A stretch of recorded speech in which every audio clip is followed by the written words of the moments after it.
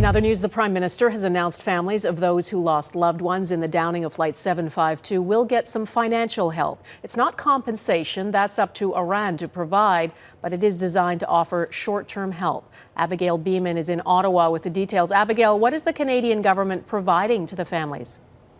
Well, Donna, the Prime Minister is offering $25,000 for each victim. We know there were 57 Canadian citizens on board that plane, but Justin Trudeau also shared there were 29 permanent residents who would be eligible for help too. That adds up to a little more than $2 million. I've been meeting with families over the past weeks.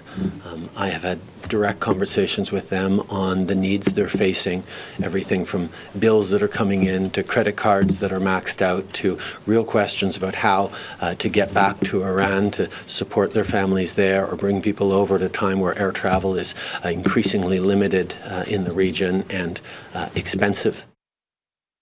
The Prime Minister was clear that these are only first steps, saying the families need help now, but that Canada expects Iran to fully compensate them. He says it's too early to say what specifically Canada will call for, but that any money Iran may hand over will go to families and not to reimburse the Canadian government. We also learned from Trudeau that about 20 families want their loved ones buried in Canada, and he expects some of those repatriations to happen in a matter of days.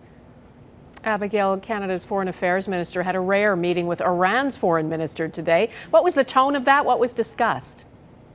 Well, Donna, at this in-person meeting, Francois-Philippe Champagne updated his Iranian counterpart on the requests from the 5 foreign ministers who agreed on a framework of action after they met in London Thursday. Those 5 requests include full compensation for victims' families and an independent criminal investigation into what happened. Ottawa says Iran has committed to continue cooperating with Canada and the other grieving nations, but there are no specific commitments from Iran in terms of those requests from the working group. Donna? Okay, Abigail Bimman in Ottawa, thanks. Iran is facing intense pressure, including from its own people. Many of those who died were Iranian or dual citizens.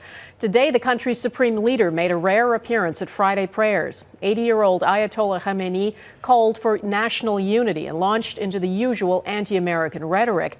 As Redmond Shannon reports, lots of Iranians want him to step down, and this was his attempt to shore up support. After recent protests against the regime, this was a show of support from those fully behind Ayatollah Khamenei. The supreme leader spoke at Tehran's Mosalla Mosque for Friday prayers for the first time in 8 years.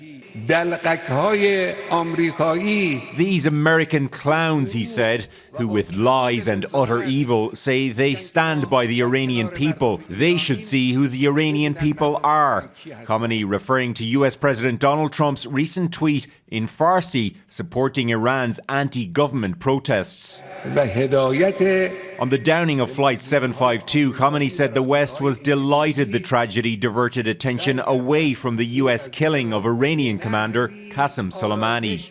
He also said Britain, France and Germany are just lackeys of the US in their dealings with Iran and the anti-nuclear proliferation deal.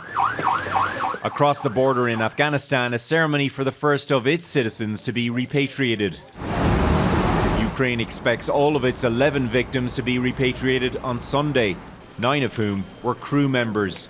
Global News understands a ceremony will be held in their honour in the capital, Kyiv.